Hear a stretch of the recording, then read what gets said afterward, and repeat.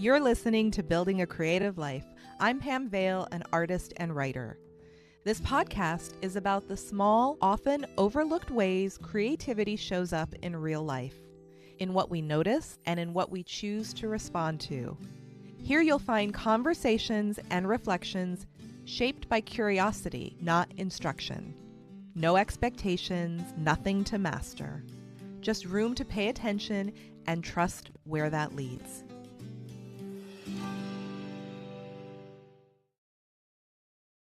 Today's conversation is with Francine Clouden, also known as the Organized Creative Brain. She's a multi-passionate maker, an avid reader, and someone who spent time really looking at what it means to live with creativity, especially when it doesn't always feel tidy or contained. We talk about space, both physical and internal, how our environments shape the way we create, and what it means to find a rhythm within multiple interests. Stay with us through the end, and I'll share a few reflections on what I heard. Well, hello, Francine. Welcome to the show. Hi, Pam. Thank you so much for having me. I'm really happy and excited to be here. Oh, my pleasure. And I'm really, I love how people are put in our paths. I talk about this a lot, how, we never know who is going to be put in front of us. And I was so drawn to what one of the posts that I saw you do, which we'll talk about, I'm sure, and really interested in your what you're doing now and what and how you help creatives and how you share your story. And so I'm excited to get into all of that because I think people will find a lot of really great information. But I would love it if you could tell us a little bit, just a little overview of who you are and what you do. So, gosh, well, there's so much. I should probably try to keep it a bit soft. So, I'm someone who, growing up, did not think that she was creative. Did not think I was creative. Where I grew up in the Caribbean, especially at that time, art and that sort of stuff as a career was not something that was respected. If you were a good student, which I was, then you were expected to, um, grow up and be a doctor or a lawyer. And on top of that, I didn't have any natural talent for like drawing or stuff, which to me was what being creative meant. It meant that you could draw and you could paint, and you know that was just not anything that I was good at. So I never really thought that I was creative. My high school art teacher traumatized me completely. I think I failed art, which to me is like just a ridiculous concept that you can fail art.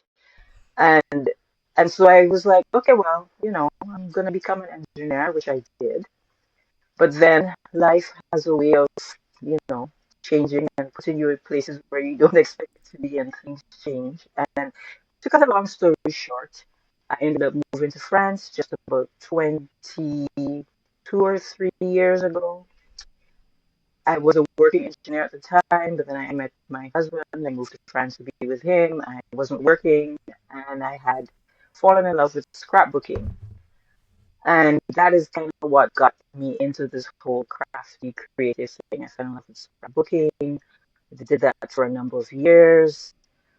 I wasn't working outside of the home in France. And then, thanks to the internet, I started finding all of these amazing websites, and blogs came along, and people were talking about crafts. And I was like, oh, wow, this is really exciting. I love it all.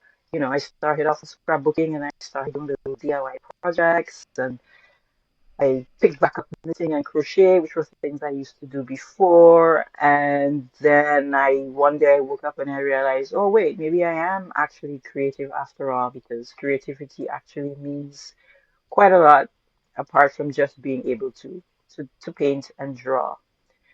But one of the things that I always struggled with, because I am a very curious person. I love learning.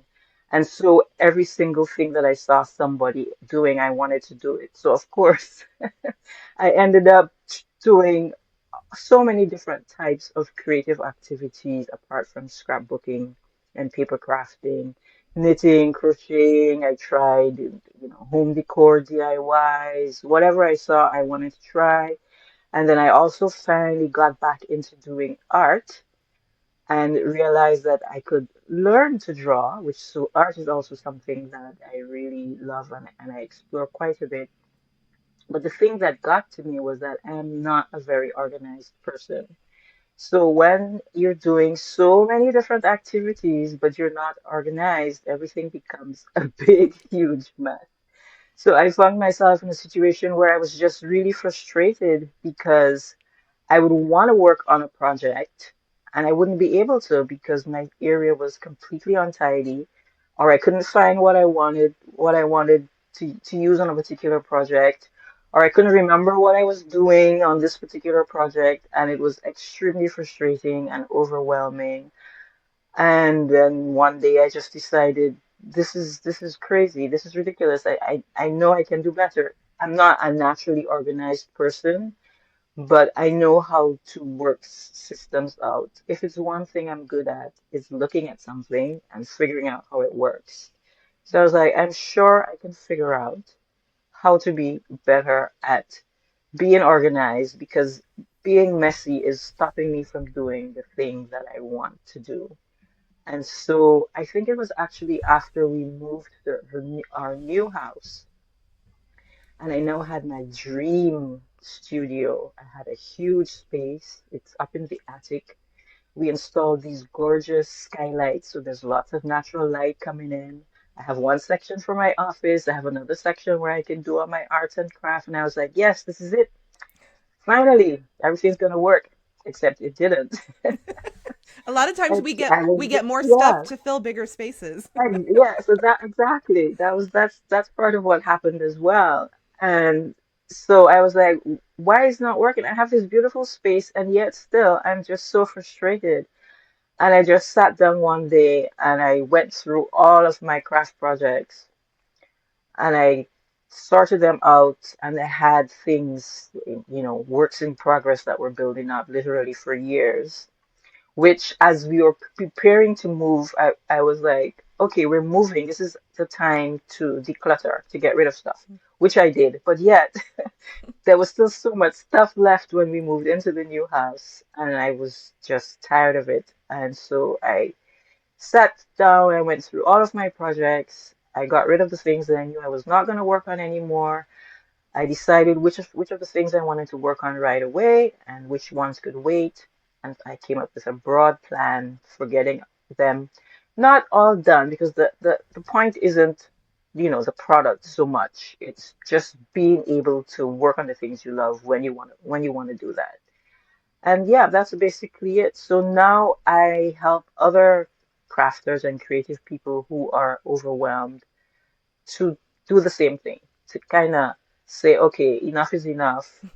I want to be able to work on my projects. I don't want to be overwhelmed. I probably have too much stuff. Maybe I should get rid of some of this stuff. And so I help other people to do what I did to kind of, I don't know, I feel like when you have too much stuff, you think having lots of stuff means you will be more creative because then you can do whatever you want. But I actually feel that it limits you because then you need to make decisions about one, what to do, or two, okay, I'm going to do this, but what should I use? And oh, by the way, where is the X thing that I said I wanted to use? I don't know where I put it. It's hard to And manage it. it It's is very hard to extremely hard manage. to manage Yeah, it. and I Yeah. feel like it definitely blocks the creative flow. And it can really muddy the waters when you want to like learn a new skill or dive into something deeply. Yep, absolutely. So yeah, that's pretty much what I do now. Okay. And that's not to That's say that my own craft room situation is perfect. It is not. no. I don't want anyone to think that I have everything beautifully organized. No, what I have is a system that works for me and that doesn't overwhelm me. And also, when I don't follow my good habits, I know exactly what I need to do to get back to that space where I feel more creative and more fulfilled. So, So, yeah. oh, there's so much in that. Oh my God. Okay, so I definitely want to talk about the creative uh supply organizing and all of that. But I wanted to go back to something you said earlier about the influences you had as a young person. And I think that people really a lot of the creatives that I talk to have found creativity later in life. Not necessarily Hmm. like super late, but not as a child or not as a young person. Right. And usually it was because of something an adult, well-meaning or not, said or did. And so I think that that's it's very important for people to hear that they're not alone. And it doesn't mean that it has to stop it forever, and it doesn't mean it was right, or correct. And but it Hmm. shows, it set your life in a totally different trajectory based on your feelings from those experiences. I mean, I Yep, think I think absolutely. engineering is creative also in its own way. Right, that's the thing. That I agree. I actually had an exchange with someone recently, when I talked about the fact that this is what I do, that, I was talking about my Substack newsletter, and that the fact that I send out links about creativity and crafts and that kind of stuff every week, and her response was, "Oh, wow. I'm so not a creative person. I wish I could do all these things." And I'm like, I think we actually are all creative. I mean, this person, she writes a newsletter on Substack. That's being creative, Mhm. right? Being creative is not just simply being able to Absolutely. draw more than a stick figure. And I agree, engineering is creative. And also, I think the type of all I would say it all is, I actually switched the type of engineering I wanted to do. I started off wanting to do electrical engineering, and then I switched to civil engineering because I wanted to do things that were related more to people. And I ended up doing environmental engineering, environmental management and engineering, and that ended up being quite creative because you're coming up with solutions to Mm-hmm. problems, right? Right. So that's one of those And creativity. your problems are ever changing. Like, I mean, it's Right. like it's not a fixed problem that you're having to deal with. So, Right, exactly. So I do have to say that my engineering, even though I tell people, my engineering degree, it turned out to be useless. It's not, because a lot of what I would have learned studying that has helped me to, like I said, I developed systems, and it probably sounds weird to hear like a creative, artistic person talk about systems, but I feel like, I don't know, for me, it's very important for me to have a way of doing things. I Doesn't mean totally, that I can't be spontaneous or yeah. whatever, but I think it's a it baseline. it creates like a framework. We were just Right, talking exactly. before we started the show, and I'm coming up on a year of my podcast, and I spent so much time before launching the podcast coming up with my systems of how I would reach out to guests, or what the flow would be, or Hmm. how my editing process would look. And all of those things have supported me through this year as a creative. It gave me more creative freedom to have those Right. systems. So I totally identify with that. Yep, absolutely. And it's one of the things I mentioned my Substack newsletter. Hmm. And one of the ways when actually started on Substack quite a few years ago, because I was looking for less costly method to send out the emails I was sending out, and I stumbled upon Substack. It was way less popular. The app didn't exist. It was literally just sending out the newsletters. And the way that I got myself to be consistent with Substack was I literally would send my newsletter that I send on Friday. It has the exact same layout every single week. The content changes, but the layout is exactly the same. And that was what helped me to be consistent and send that letter out every Friday. I remember I had a friend say to me, "Wow, I'm so impressed by you. I wish I could be as consistent with the Hmm. newsletter." I was like, because I picked this framework and that's it. I do tweak it Hmm. now and then depending on different things, but I stick to the same framework every Friday almost. It goes out. And I think that that's a gift to yourself, but I also think that that's a gift to the reader because they know Hmm. what to expect. It's Yes, absolutely. easier to digest the information. Like, at least for Hmm. me, it would be because I have an expectation of what it's going to look like. I'm not trying to figure out where to find things. Like, I know what I'm Right. getting from you. And I Hmm. will put all your contact information in the show notes too so people can find your You're newsletter very because it's kind. awesome. And I want to talk about that too. The other thing that kind of stood out to me is being multi passionate. and Mm-hmm. interested in many creative outlets. And I totally identify with that. And I think that I see people doing stuff and I have to try it, and I see new Yeah. mediums, or I see new products come out, and I have to figure them out, and I have to experiment, and I have to whatever.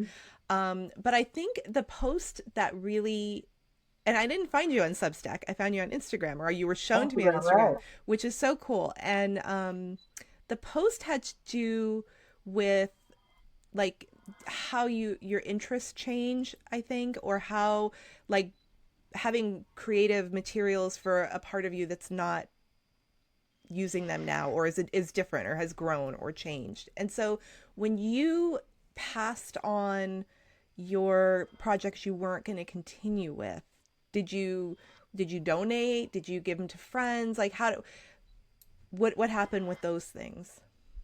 A combination. Some of them, like for instance, knitting and crochet projects, those are pretty easy because you can just rip them and reclaim the yarn.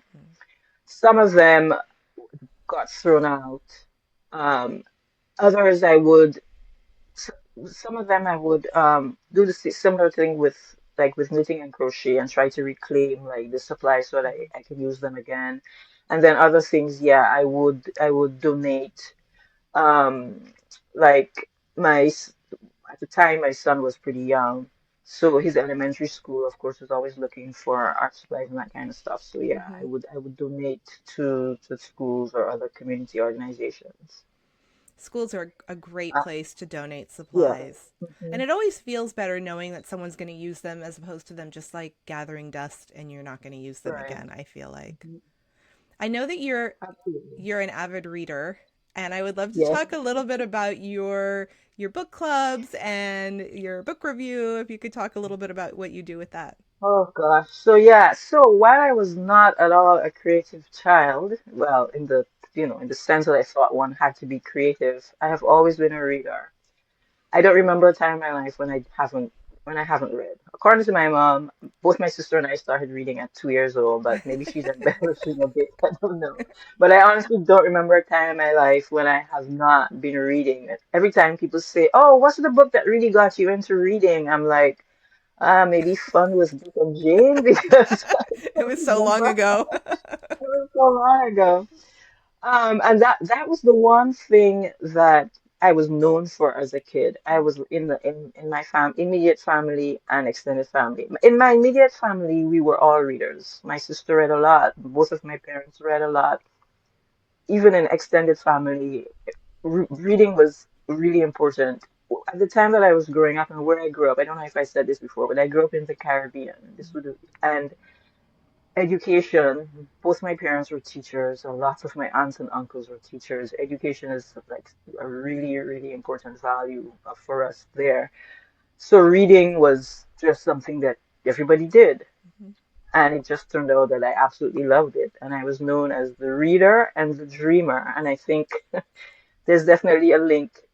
When you read a lot, then you end up dreaming a lot. At the time, we didn't have a lot of stories that were set locally. So a lot of the kids' books that I read are books that came from mainly the US, Canada, and the UK. So of course, I was dreaming about all these things that I was reading about and was not familiar with. But I've always been an avid reader. I've read my entire life. When I was younger, I would read literally anything. My mom is a literature teacher, or she's now retired. So she had all of the books that she'd ever studied for her degrees and that she was teaching on the shelf. And she gave us free rein. We could read whatever we want. So, like, I read Roots by Alex Haley at 10, for example. Mhm.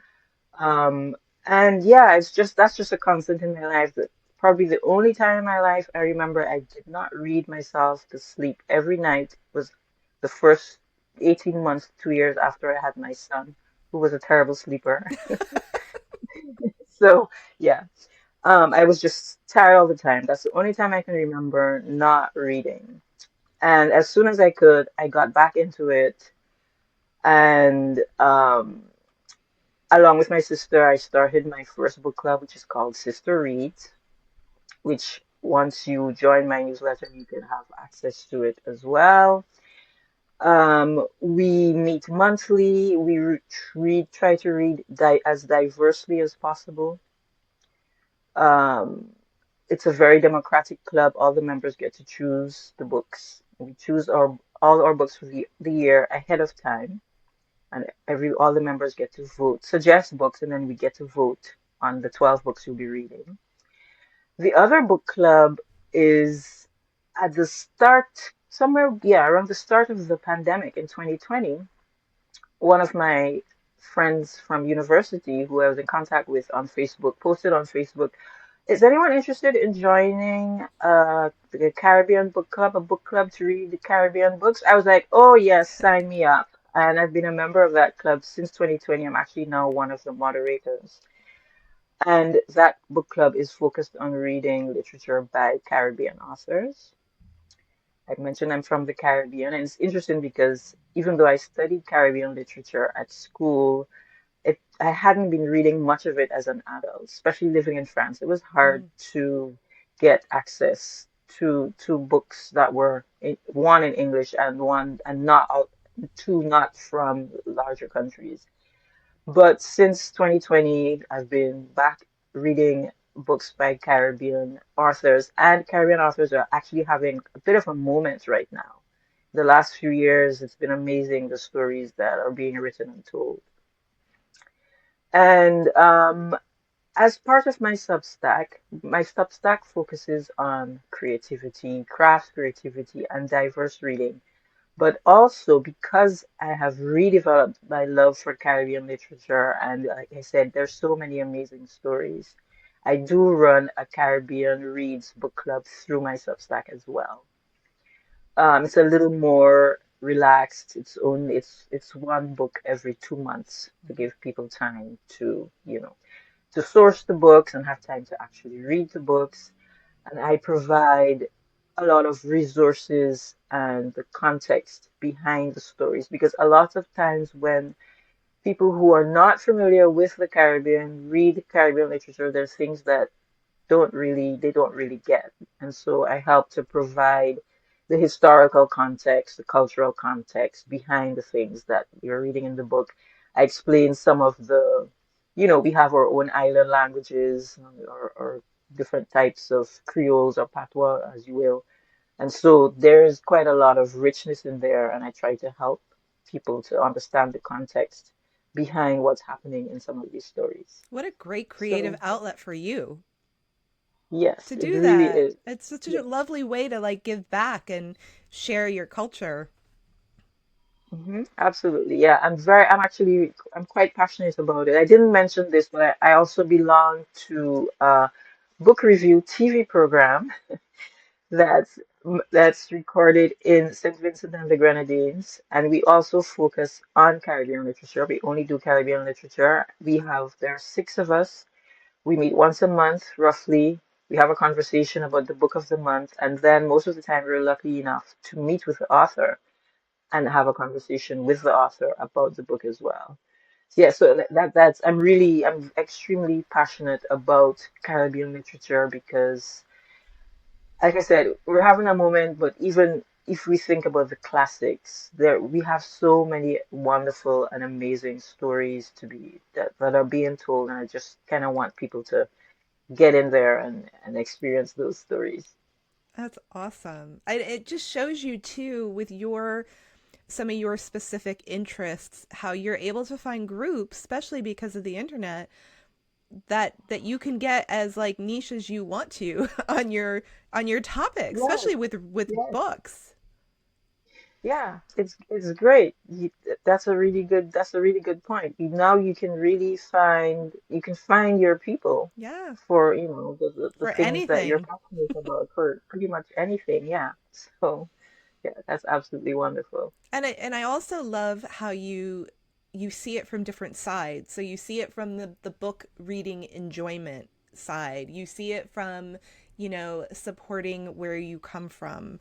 You see it from reviewing it, and doing the other side of it, or providing context for other readers. And it Mhm. shows you that there are so many entry points to creative expression. Like for Yes, somebody else, absolutely. just one of those things might be enough that they didn't even think like, wow. So I'm very interested in whatever, and I can share these parts of it as my creative Right. expression. Like you don't have to make Hmm. something, you could just share what you love. And Hmm. that's the perfect Absolutely. example. Hmm. I love that. Um, with your process of creative expression and your sort of finding creative expression, later and not as a child. How did that play into like your personal growth or your figuring out who you are? Like did it help you like develop your who you are? Absolutely, because I realized that I think what it did most was it gave me a growth mindset. I realized that at any point you can decide you want to learn something new, and you actually can learn something new. And that has helped me a lot because, well, that coupled with moving to a foreign country where I didn't speak the language That's also. a big one. Most people don't do Also, that. right. And those two things combined because I realized, hey, I can learn a new language, I can learn a new culture, I can I can learn anything, well, maybe not anything, like I probably couldn't learn brain surgery, but Maybe. but yeah, maybe if I really wanted to, who knows? Um, definitely it also helped me to realize that you can, how am I going to put this? You can change what you think your life is going to be like, right? Like I studied to become an engineer. I haven't used my engineering degree in the way it was meant to be used for over 20 years. And yet I'm still fulfilled. I'm still having a wonderful life. Another way I think it has helped me too is in my parenting, as weird as that might sound, because I tried really hard not to put the weight of my expectations on my son. He's 17 now. And I had to, because I realized that I could move away and at any point in my life, I could decide, okay, I'm going to do something different. I never wanted him to feel that he had to make a decision about anything, you know, early in life, or even if he did make a decision about something and it didn't work out, it's fine because you can always do something different. He has actually decided what he wants to be. He wants to be a musician. He's doing a music program at high school. Wow.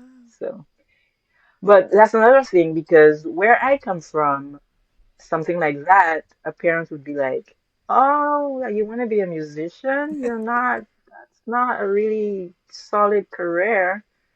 But between living in a different country and having the experience I have, I gave him the freedom to choose what he wanted to do, which turned out to be music. What a gift. What a gift for him to have a I parent also think that has so. that vision. I mean, his dad is the same way, even though he's also creative in different ways, but he does have a regular 9 to 5. But his brother, my son's uncle, is a musician, so you know, it's something that we're very open about with him. If that's what you want to do. Okay, fine. That's what you want to do. We're gonna support you in doing that. And I saw, do you do something with him with drumming? Oh, you saw that? Yes. I did see that. I love it. Yes, you did. Oh gosh, I forgot. I did post it about that. Yeah, I think in one of my getting to know me posts, I talked about the fact that together, my son and I are part of a percussion group. So I said he's a musician. His specialty is drumming and percussion. And luckily enough, it turns out that there was a young man right here in our area who absolutely fell in love with Brazilian percussion when he himself was a teenager and started a percussion group here in our area in France. and he teaches percussion too. Gosh, in total, he has four different groups he teaches. In total, we're like 80 people. And so yeah, and so one of the reasons though that I wanted, my son ended up doing it. He's a drummer. He loves drumming. And then just once we came out of the pandemic, and I was going to starting it again. I had started and stopped because of the pandemic, and I asked him if he wanted to join in because as great as his music program was at school, I found it was kind of square, Mm. you know. I come from a part of the world where percussion means, you're moving, you're dancing, you're grooving, and that wasn't exactly the vibe at his music conservatory. So I was like, hey, I'm gonna start back. It's called Batucada here. I'm gonna start back at Batucada this in September. Do you want to do it? And he was like, sure, why not? And so we've been doing it together. It's our fourth year, and yeah, it's been wonderful. And it's one of the things that I'm really happy about because my teenage son loves doing an activity with me. Like that's just absolutely wonderful. It's the best, right? When Yeah. our adult kids or young adult kids, Hmm. want to do things with us, especially creative expression things. I think that what a blessing. What a blessing for both of you, It's Yeah. It's definitely, yeah, it's great. That's the thing that he and we have together. He has other stuff that he and his dad do that I have no idea what they're talking about when they start rattling off. But yeah, it's really fantastic, and it's one of the things that I enjoy, and it's yet another way of expressing my creativity in a more physical way, and I love it because it's a way for me to kind of decompress, as we say. Mm. Like Yep. I go to my class, I spend an hour and a half banging on a drum, and it just You fills me up. It you got to feels so feel good. better after that. Oh yeah, absolutely. There are lots of times when I would be like, oh, I don't feel like going. I'm too tired, and but I know that I'm going to feel so good afterwards that I make the effort and I do it. That's awesome. So I want to talk to you about your framework for organizing as a creative because I have to be intentional about being tidy, about being organized. My son went through a Montessori program. I don't know if you know about Montessori education, but Yeah. he went through from preschool through eighth grade. I was in Montessori when I was a child. So I love like order and I love Mm, to have like a prepared environment to be able to create in. It doesn't come natural. I have to work at it. Especially also being multi passionate, I have so mhm. many and especially when you have like special things that you might not need right now, but you know that they'll come in handy or they'll inspire something. Um, Right. it's difficult, and I would love if you could talk a little bit about, how you help people, like the resources you offer to help people and what that means to somebody because I know as a creative when I have access to my supplies when I know what I have and I have even the tiniest space that's ready to go Hmm. it makes all the difference. Like if you have to clear stuff off to get started on a project, Yeah, you you're end not up going to do it. you're So, not gonna do it, yeah. right? Yeah, so there's kind of like two sides to it, I guess. One is your your space and your supplies, and then the other is your actual projects. So when it comes to your space and your supplies, I have a couple of workshops that help people kind of refresh their space and get rid of all the clutter. And it starts by envisioning what you want your space to look like. Like, you know, don't jump in and do anything yet. Just come up with a vision board of what you think you would like your space to look like. Not what other people's spaces look like. I mean, yes, do go look for inspiration. I always recommend Pinterest, of course, to find inspiration. But just kind of try to envision if you had if you could have the ideal space, what would that look like for you based on the things that you do? And once you have that vision in your head, now you can be prepared to actually try to get there by going through and decluttering all your stuff, basically. So that's basically the framework. Um, you go step by step, depend, and you try to, depending on whether you're multi-passionate or not. Like if you're multi-passionate, then you can go activity by activity. If you're not, maybe you can go by different type of project. But basically, you go through all of your stuff and you get rid of the things that you no longer want. Things, tools that maybe you bought because they looked fun and exciting, but you've never used, you're never going to use them. Things that have materials that have, dried up, that need to be thrown away. So that's one side of it, your space and your supplies. I also recommend as much as possible actually writing down an inventory of your supplies. Not necessarily possible for every single tiny thing, but to have an idea. For some things, it works better for others. Like for example, if you have a lot of yarn, it's a good idea to have a list of the different types and colors of yarn that you have. But you can also do the same with scrapbook papers and other types of supplies. And then once you've gotten rid of everything, and of course, I highly recommend before you start getting rid of stuff, that you set up areas where you're gonna put stuff that you're gonna throw away because they're just completely useless for anyone. Throw away, donate, um, recycle, or sell. So that as you're going, you have these designated areas to put these things. But also, very important, you need to make a plan for what you're going to do with all those things that you're getting rid of and get that done as soon as possible. I have to get them out of the house immediately. Like I put it in a Right. bag, it's gone that day Because if I'm yeah, going to donate. you have to know that they need to be out. Yeah. And then once you've done that, then you can start working, get into that vision that you made of what you want your space to look like. And I give suggestions of how to do that, how to set up your space based on how you work, if you're someone who needs to see your stuff to be able to use it, because sometimes if we don't see our supplies, we don't use it because we can't see it.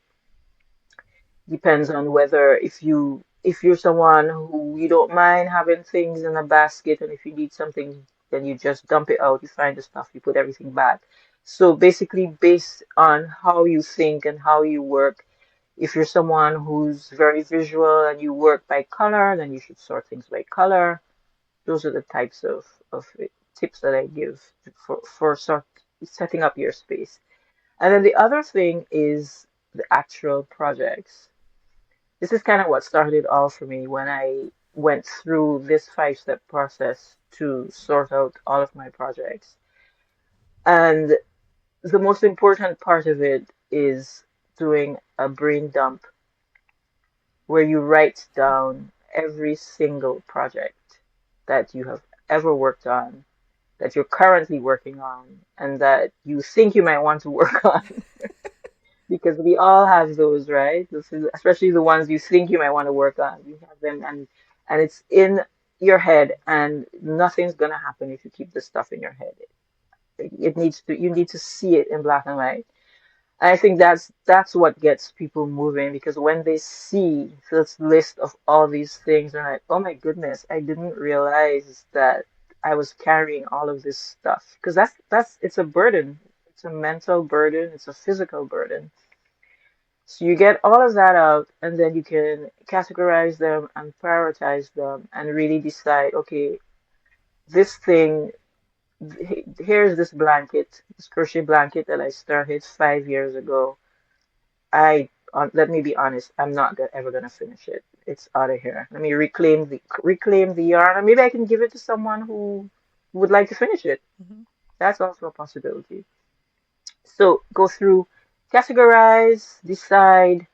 Yes, okay, I'm not gonna do these anymore. So they're out of here.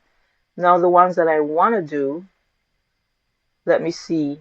When am I going to do them? Do I want to do them right now? Do I, is it okay if I say, okay, no, I'm going to do that next month or the month after and come up with a plan, a broad plan. It's not like a schedule, it's just a broad plan. For example, if you know that the next month there's a birthday or an anniversary and you want to give a gift, then you know that you have to work on this project to get it finished in time. And yeah, that's it. And once you have this plan, of course, I am a big believer in writing everything down. So my other thing that I recommend and that I also provide are craft planners, where you can actually write, put all of this information in one place where you know that you can find it. And that is the key. It's knowing where you can find stuff, especially the stuff that you're kind of around in your head. If you write it down, you know where you can find it. So I do provide craft planners. I have a general craft planner for someone who does different types of crafts. But I also have knitting planners specifically for knitters because once you're working on projects as well, for me, I don't know about you, Pam, or other people, but if I do not write down what I am doing or what I have done, I'm gonna forget. That happened to me a lot with knitting, especially. I would put a project down, and how we do so many different things that we don't necessarily pick up a project and do it to completion. Put a project down, pick it back up a few weeks later and be like, oh, wait, What stitch what, was I what was doing? it? What number? What's this? Wait, what size crochet hook was this again? And so now, and actually started doing this just in my notebook. I started bullet journaling about 11 years ago. And so I started writing those things down in my bullet journal so that I could remember. And then I got a separate notebook just for my craft projects. And it was out of that habit that I developed the planners for others to use. Yeah, so those are basically the three bits of it. It's sorting out your space and your supplies, getting your projects prioritized, and then having a place to write everything down. So I feel like there's so much great information in there for someone to take away that the beginning part of like sorting, you brought up something that I think maybe people don't think about, and it could help them. It could be a stopping, like a block for them moving forward. And Right. that is that every craft or whatever your creative expression is will be organized differently. So someone who's Right. multi-passionate, you might have everything from markers to fabric to yarn to glues, whatever, and lots of tools. But someone who's just like a fiber artist who does knitting or crochet, you're I'm a yarn hoarder, so like it's like that's a whole thing in itself. So if you're more focused in your creative expression or your crafts or your hobbies, like the way you'll organize will be different. And then I Right. think too your next step of sort of like purging, to me what I thought of when you were talking is that it just like gives space around the things that you want to do, and it's like breathing room. And Absolutely. I think the other thing I heard when you were saying about the mental weight, like the baggage that it Mm. brings, is that we don't realize, maybe not everybody, I'll speak for myself, but the negative talk that can come with that, the guilt for not finishing something or for buying something and then not using it or letting Yep. it go bad. Um, Feeling, negative thoughts against ourselves because we didn't follow through, or because maybe we didn't complete something the way we wanted it completed, or whatever it is. It's like that is not a fertile ground for creative expression.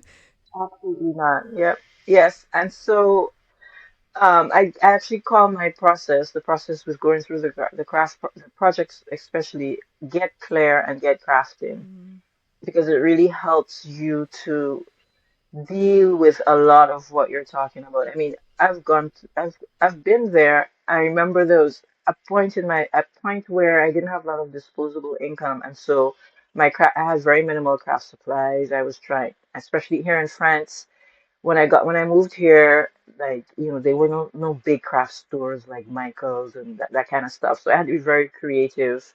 Plus, I didn't have a lot of money, so I just had a few things that I would pick up here and there in art stores or whatever. And then when I did get disposable income, I went a little bit crazy. I was like, wow, now I can finally buy all the X that I want.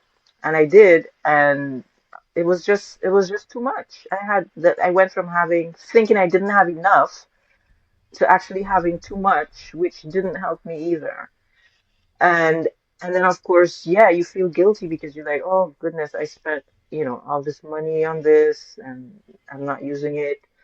And that blocks you from actually trying to move forward. But at some point, I guess what is it? Is it sunk cost they call it?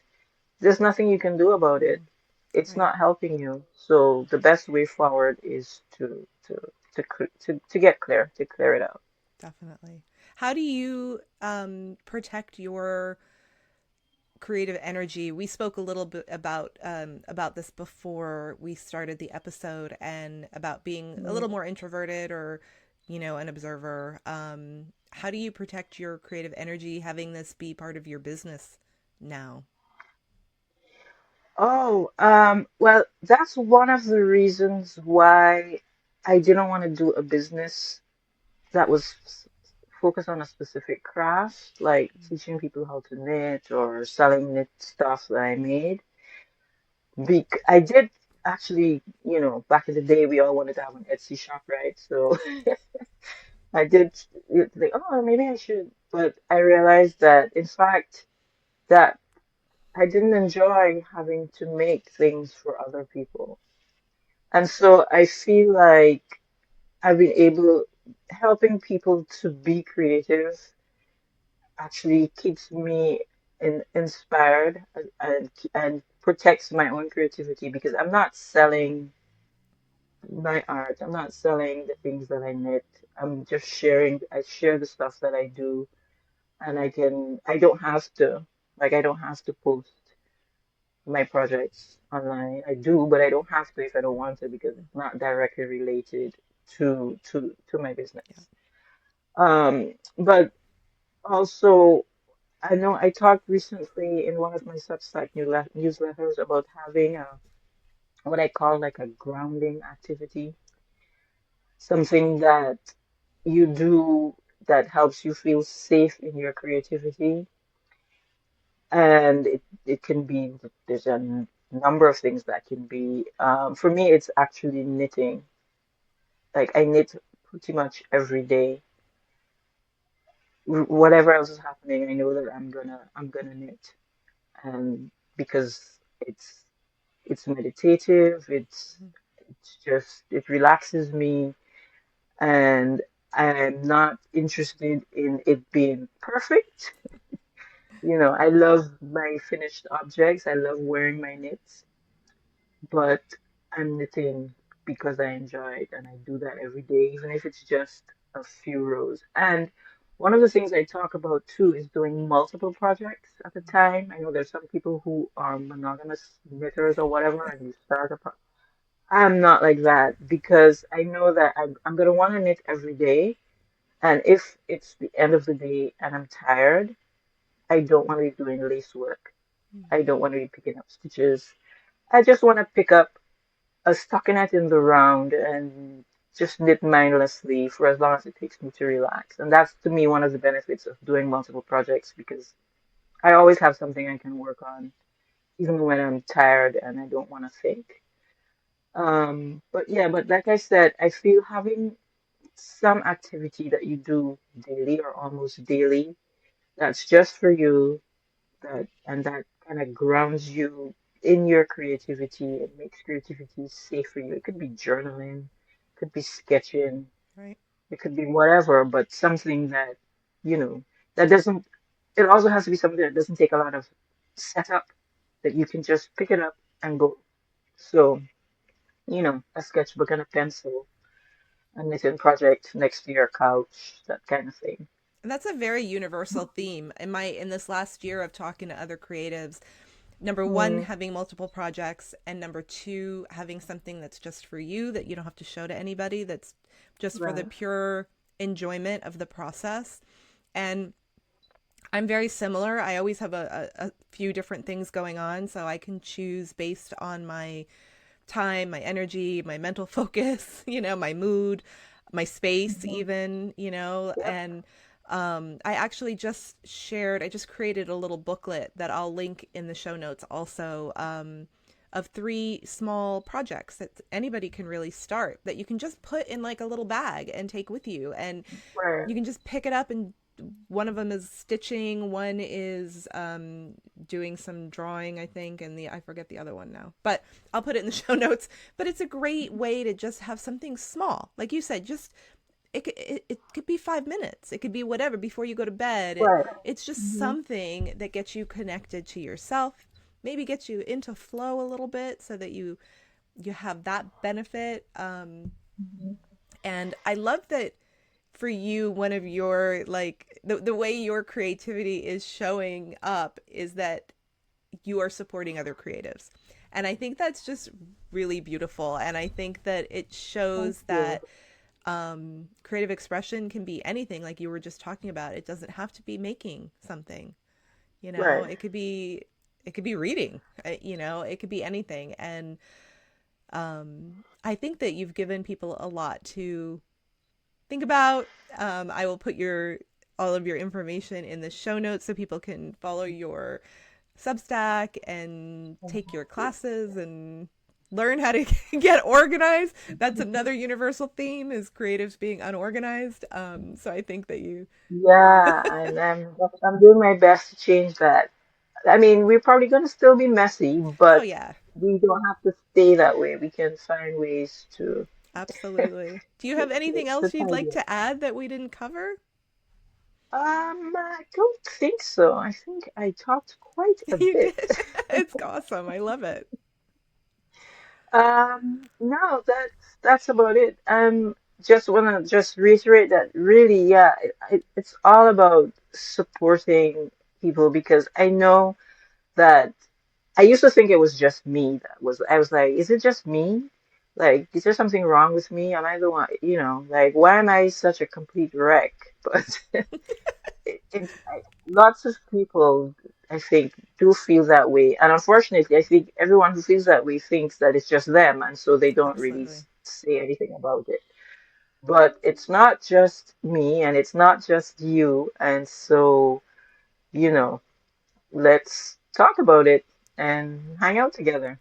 Mm, And it's so timely yeah, too, because so many young people are finding, like analog creative I hobbies. know. Yeah, And it's so funny that it's great. I think it's great. Or like grandma hobbies or whatever. And I think that it's very timely what you're doing, and super helpful for creatives.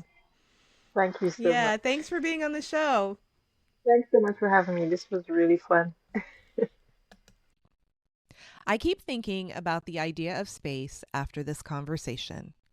Not just physical space, although that's part of it, but the kind of space that lets you actually get to know yourself.